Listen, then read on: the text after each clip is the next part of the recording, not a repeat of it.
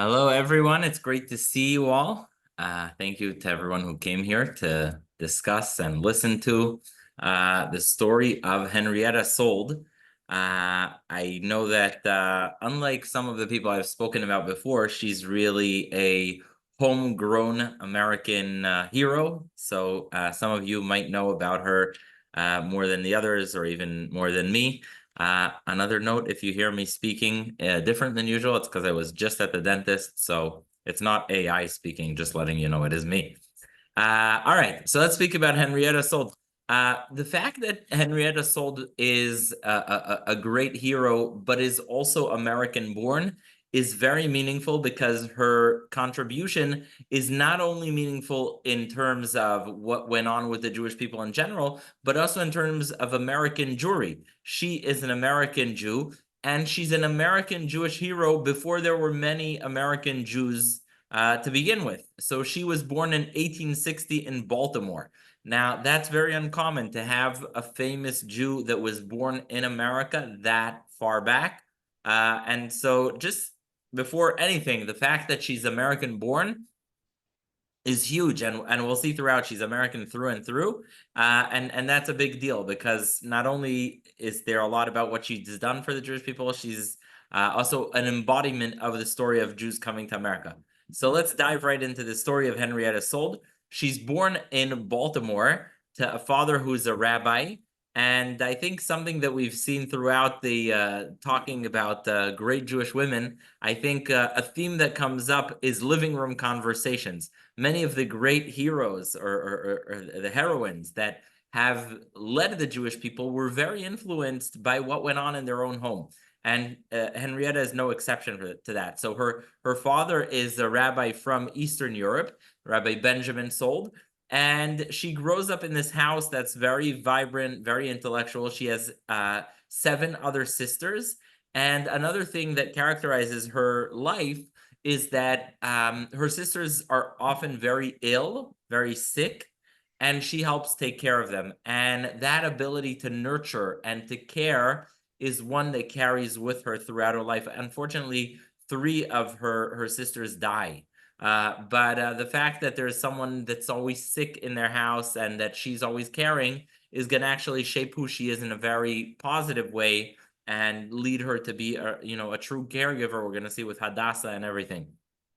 But she grows up in this environment. Her father is a rabbi who's kind of on the line between Orthodox and doing a great deal for keeping tradition in America. On the other hand, he's also very much on the conservative side, not reform, but on the side of making things fit America. And in that sense, sometimes he slips beyond the Orthodox line. And she grows up in this house that's really on the line between Orthodox and really working hard to keep Judaism alive in America. And also, she's also with a father who's a rabbi, but he's also dabbling in what changes to make it to fit Judaism to America. So she has that. She gets an education back when it wasn't popular. I'll tell you how unpopular it was to get an education then for a woman. The name of the school she went to was Western Female High School. So it was unusual to have literally the name of the school was Western Female High School. So it was not something you can take for granted that a woman would get an education back then. This by now we're already talking 1870s. And that's where she starts her career. She immediately, when she finishes high school, starts teaching, and she becomes a principal at a school in Baltimore called the Mrs. Adams School. And then a few things happen that change her life. Number one, she goes with her father on a trip to Europe. Her father is from Eastern Europe, and she goes in the 1880s. What's happening in Europe in the 1880s? Pogroms, yeah, they call them the desert storms. She goes to Europe with her father. She sees firsthand what's going on with the pogroms, and she's horrified. She's terrified. And what characterizes her, by the way, I'm gonna say another thing about Henrietta Szold in general. The fact that she had such what we call arichut yamim, that she had such longevity, is also amazing because you can learn about her and learn about so many different periods in Jewish history. We're going to be talking about what she did in the 1880s, but we're also going to be talking about what she did in the 1940s. And so just to have such a blessing of to be in public service and public life for so long is just phenomenal. Like we think of the, rightfully, by the way, we think of the 1880s as a completely different genre in history. And it is, but she's also in the 1940s. So just it's important to appreciate what a important figure she is just because of the seniority and how many decades and centuries her work spans. And so she goes with her father to Europe, to Eastern Europe. She sees what's going on with the pogroms. She sees people coming over, and she takes her experience as a teacher and a principal. She opens a school in Baltimore, an after-hours school in Baltimore for immigrants to learn English. And before you know it, there are 900 students in this school. It just shows you, number one, she takes her teaching skill, her principal skill, and she applies it to helping others. And you also see that she does so successfully. She's an amazing, amazing, amazing logistics administrator, leader. She makes things, a lot of people have great ideas, but someone once said, dreams without implementing them are called hallucinations. But she had dreams and she was able to implement them.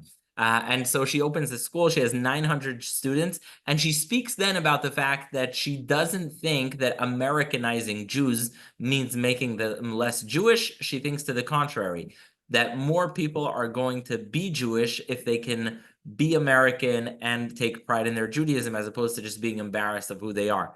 And so that she's very mindful of the voices that say, oh, if you become too American, you won't be Jewish. And she comes out against that. So she opens the school very successfully. And by the 1890s, it has 900 students.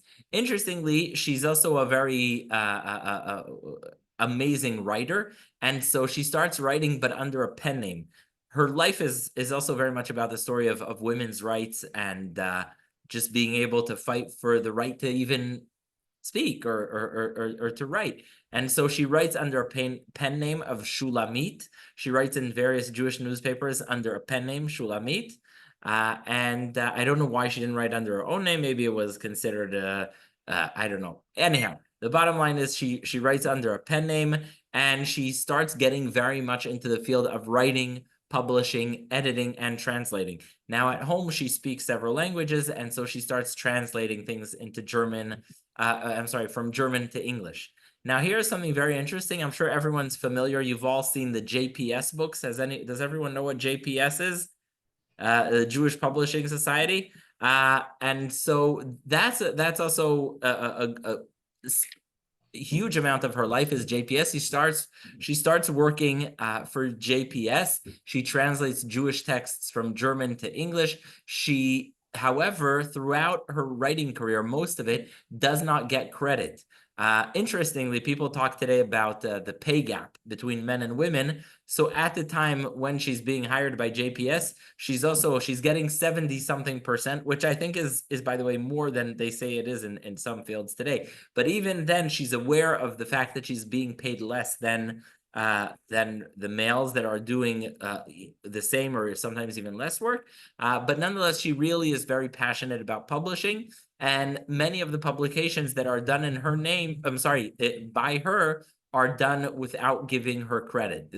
There's many publications that used her work, but didn't have her name on it. She published something called the American Jewish Yearbook, and so she's managing and doing a great deal of work in JPS. In JPS, let's talk now a bit about her romantic life. Which is actually a heartbreaking story. So she's already at this point where she's born in 1860. She's already 40, and she has never been married yet. No major romantic developments. While she's up there in working for the Jewish Publishing Society, she meets a scholar named Louis Ginsburg. And they work together day and night in a platonic relationship, or it would seem to be that. And they work constantly, and she's doing a huge amount of the writing and the editing for him. And she is in love, as what do they say, head over heels. She's beyond in love with this young guy Ginsburg. He's 15 years younger than her, and she's very, very, very much in love with him. But their relationship is a professional relationship. One day he goes on a trip to Europe, and he comes back and he tells his colleague, who has been working with, many hours a day for many, many, many months. He tells her that he is engaged to be married to another woman, and she actually has a nervous breakdown. She becomes physically ill. A bunch of other medical issues come up. She gets a vision problem. She has to go to a rehab center in Maine where she cannot read. She's sitting in a dark room for most of the day. She can't respond to the many letters she's receiving by now. And it's actually a very, very sad part. We're gonna get back to this because really this changed her life. This heartbreak that she had with Louis Ginsburg. Interestingly, another thing that she does when she's in New York is she applies to a newly established rabbinical school called JTS, the Jewish Theological Seminary. Now, something very interesting, just a fun fact for American history. The same person who established JTS established the Orthodox Union. I'll just give you that as a fun fact. The Orthodox, maybe someone here will tell me the name. Yeah, I'm sure someone knows. He was a reverend at the Spanish and Portuguese synagogue, and he established both out of a need, both the Orthodox Union and JTS. If you do know, raise your hand or feel free to just tell us. The reverend / rabbi in Spanish and Portuguese synagogue is concerned that there's no proper structure of Judaism that is fit for the American world. And so the same guy that establishes the Orthodox Union out of the need to create Orthodox community and community service also establishes the Jewish Theological Seminary, which is supposed to counter the Reform. It's supposed to counter the Reform seminary in Cincinnati. So he establishes JTS. But obviously JTS actually relatively quickly becomes less and then yeah. But anyhow, at the time, believe it or not, Henrietta Szold applies to JTS, and she begs Solomon Schechter, which I believe his name is Schneer Zalman. Is that possible? She begs Solomon Schechter to take her in. He takes her into JTS on one condition. Can you guess what the condition is for her to be accepted to JTS? For Henrietta Szold to be this would make quite the headlines in JTS today.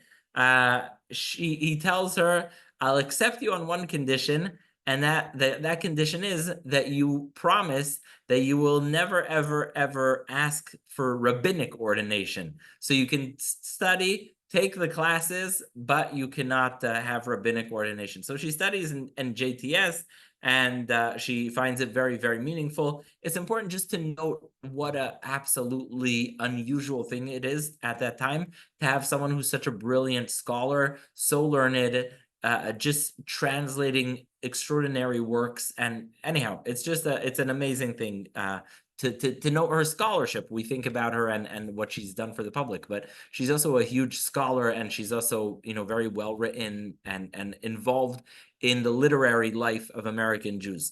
Anyhow, after Louis Ginsburg breaks her heart, and by breaks her heart, I mean not literally, but as far as it can come, she goes into nervous breakdown. She goes to Maine. She's locked in isolation. Someone floats the idea that maybe her sister actually, maybe it would be a good idea to go to Israel. Why? Because at the time, remember, we're talking about the year 1909. At the time, she's actually been already very involved with the Zionist cause. Interestingly, even before Herzl wrote his book, Judenstadt, she already is very involved in Zionist circles, and she's telling people we should have a Jewish state, and it should be in Israel. And so she's, in that way, very, very much ahead of her time. And so her sister says, why don't you come and visit Israel? But they warn her, and I think this is actually something that can resonate today. They warn her, they tell her, if you go visit Israel, you will no longer be a Zionist. You know those people who are like Zionists, but until it comes to Israel. So anyhow, she's warned, listen, if you go to Israel, you're going to see it up close, you won't be a Zionist. And she's like, no, I want to see it firsthand. I want to be part of the Zionist movement, and I want to see what's going on.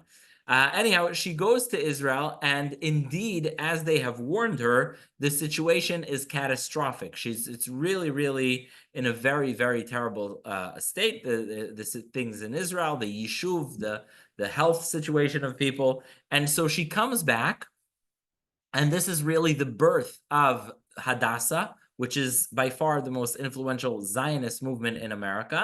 And she comes back to America and she establishes a medical organization. I myself didn't realize, I thought the Hadassah Hospital was an offshoot of a large Zionist women's organization. But I was wrong. The Hadassah organization was established primarily as a medical organization, meaning her initiative is to create something that will help the people living in Israel medically. That's really the birth of Hadassah. Not far from where people here are sitting right now, she goes to Temple Emmanuel and she gathers 38 women. 38 women. Let's see, not so far off from what we have here, but she gathers 38 women in Temple Emmanuel. Never underestimate the power of relatively small groups to create extraordinary things. And so she gathers 38 women in Temple Emmanuel on the east side, and she says, let's start an organization that's going to have two jobs. In Israel, we will help medically, and in America, we'll raise awareness for Zionism. And that's what she does. She starts raising awareness for Zionism in America, but also creating a medical infrastructure in Israel. Interestingly, she insists, and this is, I think is true to this day about Hadassah, she insists that any medicine that she practices, she's not a doctor, but any medicine that she helps with inside Israel is on American standards. And it gets, obviously, you can imagine that if you're a European doctor living in Israel at the time, and someone shows up and says, no, we're going to do here everything exactly the way we do it in New York, you can imagine that some people, actually, it's funny, some people accused her of quote unquote, not quote unquote, this direct quote, medical colonialism. They said you're doing medical colonialism. You won't let us do medicine the way we want. But throughout her career, she insisted, and this is obviously an amazing thing, she insisted that every medical practice, anything that's done medically through Hadassah is on American standards. And obviously that, is very good because then she got the number one experts, etc. So everything she does medically, she insists on doing on the American standard. So she starts by opening these little medical centers in Israel, training for nurses. In Europe and in other places, the job of a nurse was to be an assistant doctor, meaning a nurse was basically an assistant to the doctor. Whatever the doctor said, the nurse was just there to help. But the American practice was to have nursing as an independent subject, meaning a nurse was able to do A, B, C, and D on her own without the doctor. And that's what she started in Israel. She started a program to train nurses, and she insisted that those nurses have some knowledge of medicine and that they practice on their own, not be just an assistant to the doctor. So that's what she does. I don't know if anyone knows this name, but there was a prominent American judge named Judge Julian Mack. Has anyone ever heard of Judge Julian Mack? Anyhow, he was a prominent American judge, and he did something that I definitely think was a worthy investment. He sees the work that Henrietta is doing, and he tells her, from now on until the end of your life, you do not need to worry about money. He allocates a monthly stipend to her and basically says, whatever work you're doing, I'm going to pay your salary. And so she has him as sort of a benefactor that she can dedicate her life to helping people.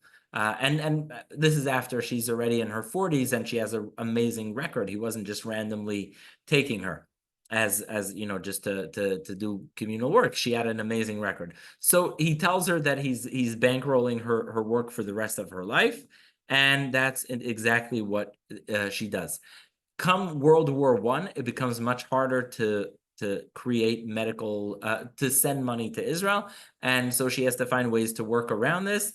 And she establishes slowly but surely an even indirectly, a visiting nurse program and the Hadassah Nursing School in Jerusalem, finally for $250,000, which does anyone know what $250,000 is in 1918? Probably a few $1,000,000, right? I'm assuming.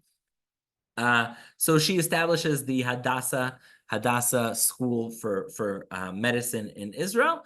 I'm sorry, the Hadassah School for Nursing.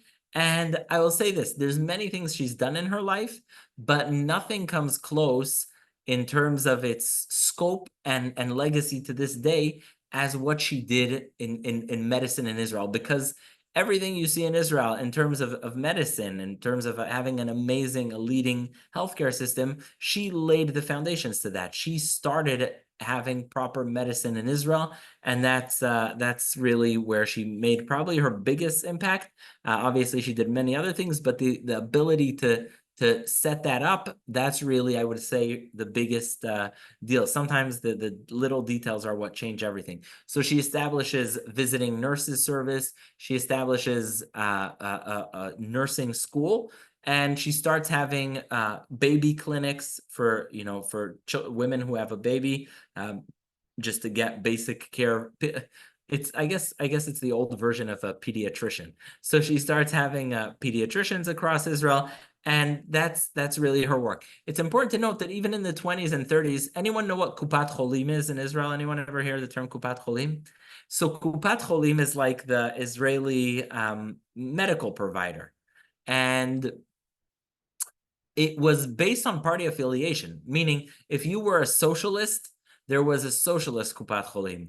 If you were a revisionist, there was a revisionist Kupat Cholim. If you were I don't know the different subgroups beyond all this, but basically Hadassah were the first ones to say, it doesn't matter who you belong to, you will get healthcare from us.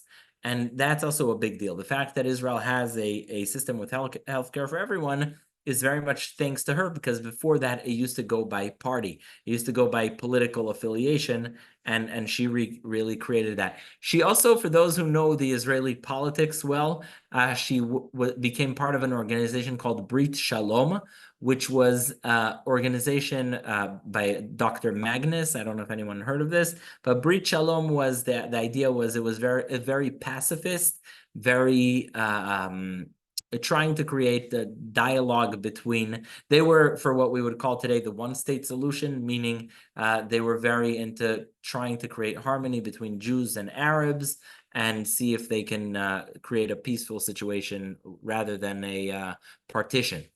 So she was involved with that, and by then she's already internationally recognized as really a pioneer. She gets honorary doctorates. At this point, she's established in her career. She's very, very well known, and you would think she can retire peacefully. Remember, by now she's in her 70s, close to 80s. In 1932, 12 young Jewish boys in Germany are fired from their job because they're Jewish. Now, interestingly, this is something that's like to us no news, meaning, obviously you think that, of course, Germany, 12, what's the big deal? 12 Jews being fired in Germany when we know that the German Nazis did far, far more horrendous things. But this was really the beginning of it. And so it sent sort of shockwaves. So 12 young Jews are fired from a factory in Germany, and they create a contact with another, by the way, a woman I wish I could give a talk about, because also she's another hero that does not get the deserved tribute that she deserves. Her name is Recha Freier, and she's a Zionist Rebbitzin in Germany, and she thinks of an idea that maybe some of you for sure someone here has family impacted by this. She creates an organization called Aliyat HaNoar. Later there was kinder transport, but really this Recha Friar was the first one to say, wait, if things are tough for youth in Germany, Jewish youth in Germany, why don't we send them out of Germany?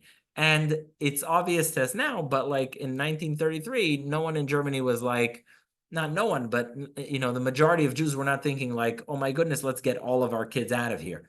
But this was the impetus for the Aliyat HaNoar, for getting young Jews out of Germany. And so Recha Friar is contacted, and she hears that there's these 12 Jewish children, and they've been fired, and it's time to get them to Israel. Recha Friar passes on the information to not far from there, Prague. In Prague, there's a Zionist conference, and the Histadrut, the Jewish agency, decided to pick the Sochnut, the Jewish agency decided to pick this up, and they say, yeah, let's start. And here's, I think, her second most important role in life, or probably the first in some. I honestly don't know which is first and which is second in terms of priority, because each were very important. But because she has such a stellar reputation, she becomes in charge of Aliyat HaNoar. She becomes in charge of the movement to bring young Jews to Israel. I think Mr. Klein mentioned, we spoke about Hachshara. So she's in charge of this program to get young Jews to work in farms, etc., in Israel. And Henrietta Szold is put in charge of this. And to her last day, from now on, 1932, until her last day in 1945, this is what she will be doing. She'll be working on getting young Jews into Israel, whether it's finding them permits from the British, or training them, or being, it's interesting that they call her Em HaYishuv HaYehudi, the mother of the Yishuv HaYehudi. This is when she becomes a mother figure to tens of thousands of people. She is the mother figure, and to all these young people who are going to Israel and are leaving their parents. And it's not like today where you're in touch with your family 10 times a day on WhatsApp. It's they're basically orphans. Yeah, even if their parents are alive in Germany, their parents are not there in Palestine, in Israel. And so she becomes known as Em HaYishuv, the mother of the Yishuv, because she is in charge of getting those kids to Israel. And no one is better than her for this, because she now has decades of running Hadassah, of getting people medical care, hospitals, clinics, traveling nurses, training schools. She's a master of logistics, and the fact that she's able to do it so compassionately is amazing. Every young Jew that comes to Israel can correspond with her, and she responds.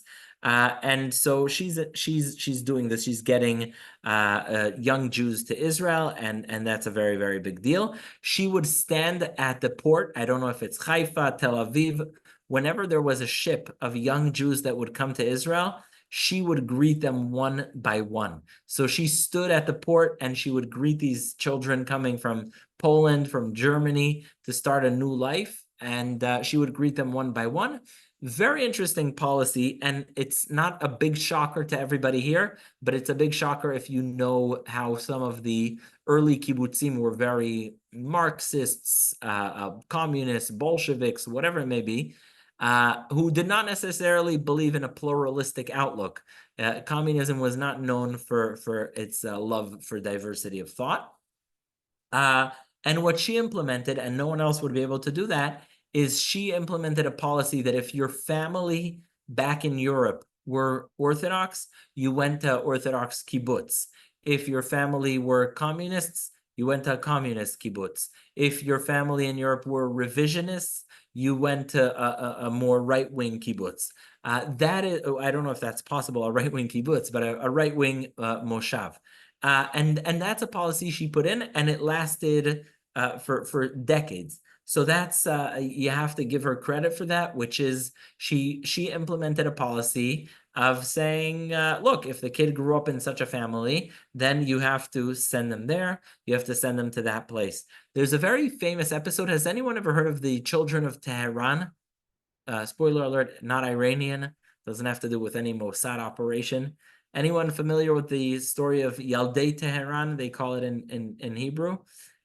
So Yaldei Tehran in the Haredi world is considered a big episode in history. I don't think it is, but let me just speak quickly. In the world of more Haredi history, it's like it captures a major part. So Yaldei Tehran goes is as follows. It's a group of 1,000, over 1,000. I can let me see if I have the exact number. 1,228 children from Poland who traveled to Russia, Soviet Russia, as part of the Molotov-Ribbentrop agreement somehow.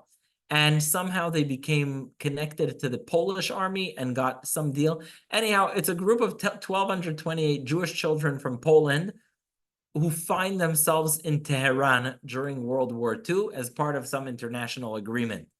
And now they're now designated to come to Israel. Now, they are, each and every one is an orphan. Some of them are orphans only from their father, some only from their mother. Many are from both. And so the question becomes, what do you do with these children? And so it became a big deal. And anyone, any ideas here? What should happen with these 1,228 children? Orphans, by the way, most of them don't even know that their whole family is actually killed, not just a parent or two.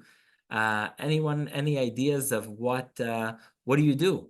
What do you do? 1,228 orphans arrive in Israel. Where do you send them? It was a very big controversy at the time. No one has ideas, thoughts. What do you do? How do you what do you do with these children?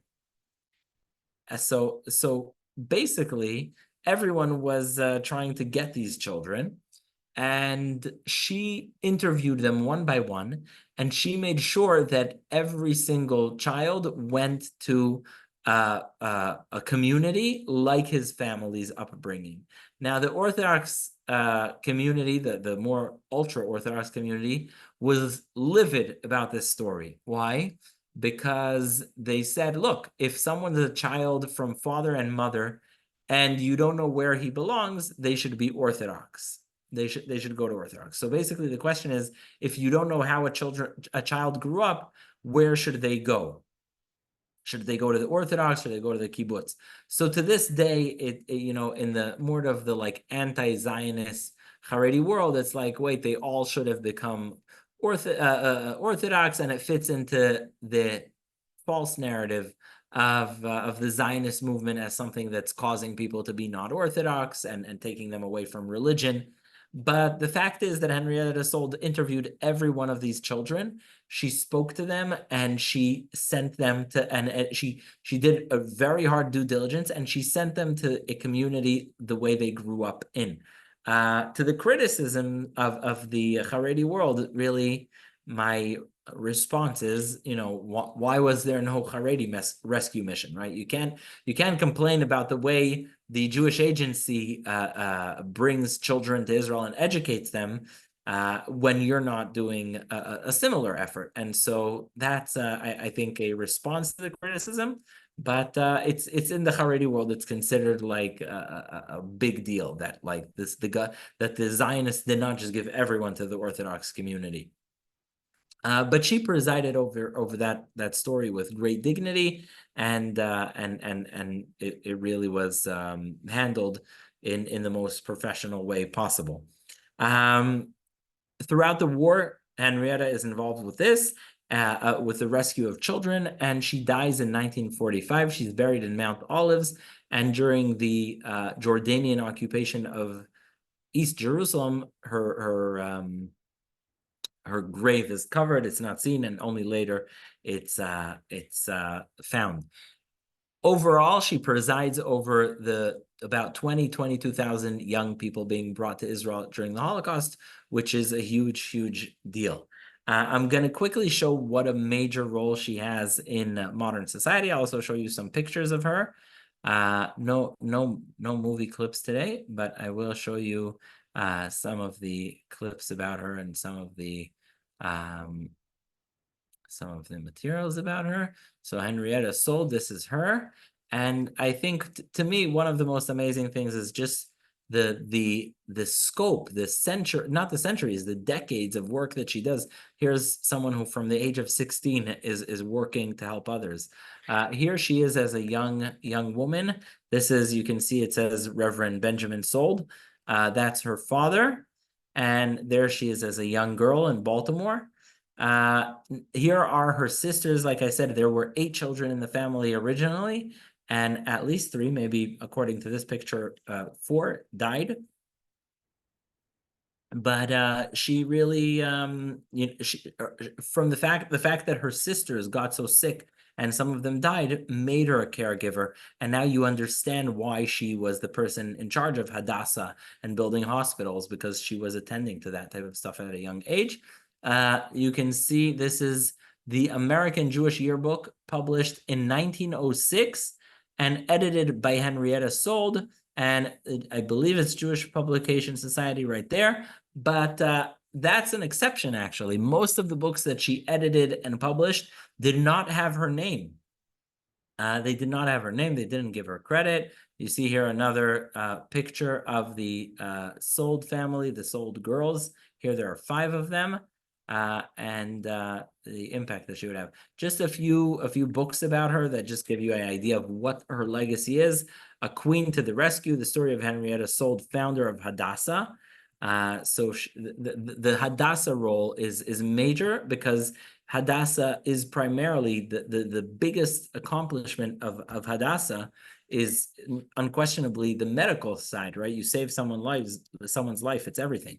And it also became a very powerful and successful political movement, but the medical side is just phenomenal. So to repair a broken world, you can see there's an intro from Ruth Bader Ginsburg, the life of Henrietta Szold. She's really considered a model of women's leadership and kindness and dedication to public service. You can see here, to repair a broken world, the labyrinth of darkness and light. In Israel, there's a bunch of, just to get an idea of how early she was recognized in Israel, besides the fact that they have stamps and everything for her, there's actually a kibbutz up north called Kfar Szold, which is the town of named for Henrietta Szold. It is near Kiryat Shmona on Israel's northern border, and even as early as 1946, a year after she died, there's a ship of Ma'apilim, people who are immigrating to Israel, named for her. It's called the Henrietta Szold ship. So she's very, very early on recognized as a hero of the Yishuv. And remember, this isn't like a one-day thing. This is starting in 1912, when she starts building medical clinics in Israel and getting nurses and hospitals to a country that has no medical infrastructure. There she is, by the way. You see her up there. This is, I think, the first graduating class of nurses in Hadassah. So she established this school for nurses in Israel, and so there she is presiding over it. That's also another major accomplishment of hers, just the medical school. And to this day, you have the Hadassah Medical School in Jerusalem. So that's the story of Henrietta Szold. And by the story, I mean just a drop of the story. It's just the phenomenal fact that she went from being a 16-year-old that's teaching in schools, becoming a principal, opening a school for hundreds of immigrants from Europe to America, becoming a powerhouse of Zionism. I would say the only very sad part of her life is the romantic side, because it was a matter of great heartbreak for her. Like I said, she suffered a nervous breakdown one time because of it. And but other than that, just the dedication, nursing schools, hospitals, clinics all over Israel, and the very, very foundation for Israel's infrastructure. I think that's all, something that everyone owes a lot to her, not to mention her writing, her scholarship, her work in JPS, and showing the world what genuine scholarship is later on, to preside over so many young Jews coming to Israel, to care for them. She was, I would say she was a meta social worker, meaning she was the social worker of the Yishuv. They called her the mother of the Yishuv, because every child that came could write to her. She would tell, there's a very famous letter of a kid that writes to her. He says, "I don't have any friends. What am I going to do?" And she guides him. She was there. She was there for everyone, whatever their needs were. She was like the mother of the yishuv. If you can say, that she's a mother to hundreds of thousands of people, that's what she was. So if anyone has any questions, you are welcome to leave them in the chat or ask them out loud. But yeah, that's the story of Henrietta Szold, a great woman who from 1860 to 1940 was just, well, she was born in 1860, but throughout that time, it's actually a rare thing to have such a life expectancy, did so much for the Jewish people. And she has so many New York connections between JPS and JTS. She has all that. Very good question. Where did her father come from? Her father came from Hungary. He came from Hungary, and but it does seem that she spoke German very well. So it's possible it was from the more Austrian area in Hungary, but she was very, very good with German. And so, and she was the first to translate Goethe's work about Jewish history and other German Jewish works. And so even though he was from Hungary, she was great with German. All right. Anyone else? Questions, comments? All right. So thank you everyone for listening. Very, very much appreciated. And God willing, we should continue to see great leaders like Henrietta, and the work that she's done resonates today in every part of Israel. Every little clinic, every medical clinic you see in Israel is very much thanks to her vision, and the fact that you have medical schools, etc. in Israel. All right. Thank you so much, everyone. Good Thank night. you very much. Thank Very you. inspiring. Thank you. Thank you. Good night. Thank you. Good night.